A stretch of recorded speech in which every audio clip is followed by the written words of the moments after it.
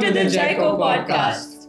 Hi everyone. So today we're going to be talking about In the Long Run. So this book is about long distance running and endurance and how it has profound impacts in your everyday life.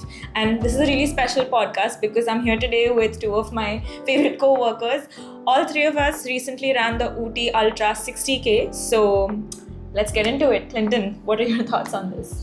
I mean, I read In the Long Run for the first time right before the Ooty Ultra that we did around in March, right? So it's a Jan release. And I read in March and it gave me new perspective about running in general, right?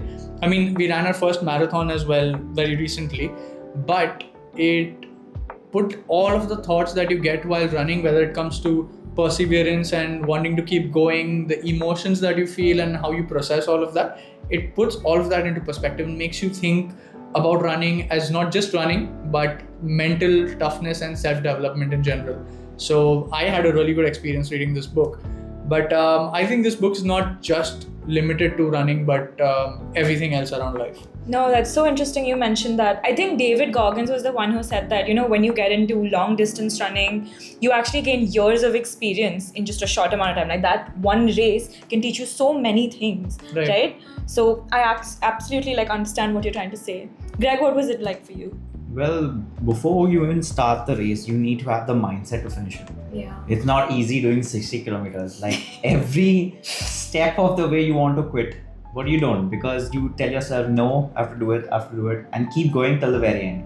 So that takes a lot of determination and courage. Yeah, that's there. I also feel like it was especially much better in terms of it was easier for me to push myself because I had a strong sense of camaraderie. It's one thing when you're doing things by yourself out there in the wilderness and you're running 60Ks in a forest.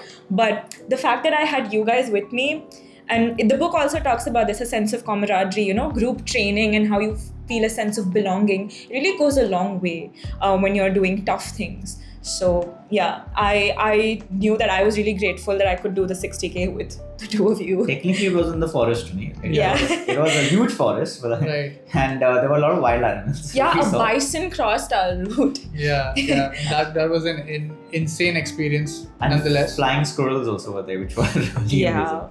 Yeah, so I mean, if none of you guys have actually done an ultra or done long distance running, I think you should really take it up. Yeah. Because besides all of that, the book talks about mental resilience and how the author talks about everyone calling him the running uncle, kids around his block calling him the running uncle.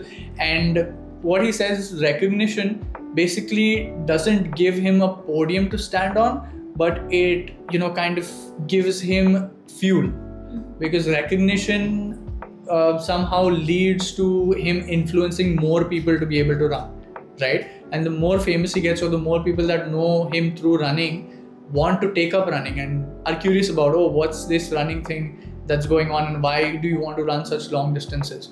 Especially with this one story that the author talks about specifically, about the Tata Mumbai Marathon. I think Aaryahi was telling me about this a few days ago. Yeah. So I would let her only tell you.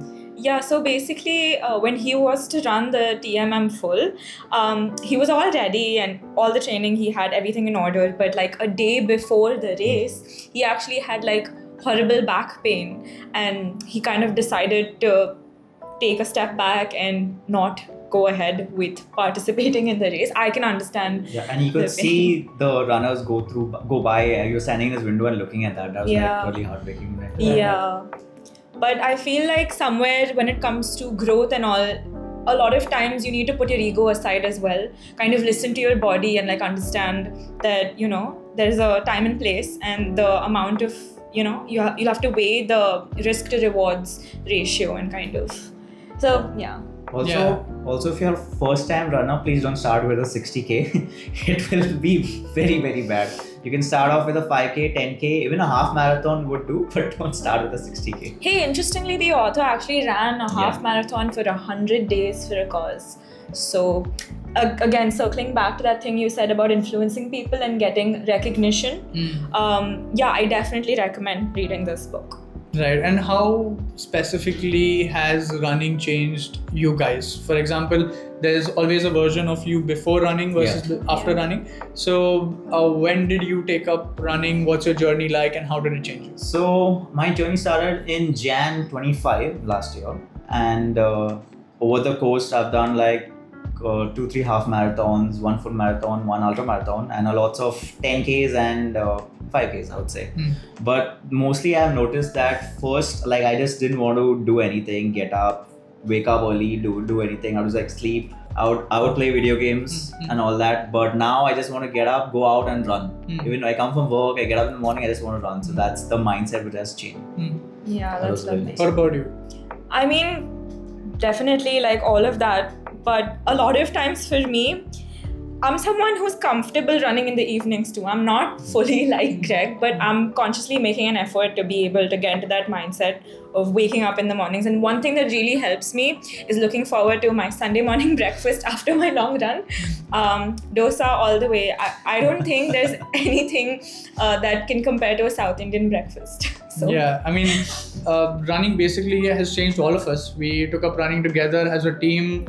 Being in the same team, it really helps overall camaraderie as well. So if you do have people in your workplace that you want to influence, or you need a group to run with, they are the best people. Because if you make it that, you make that the way of you guys, coming together and doing something outside of work, I think it's life changing.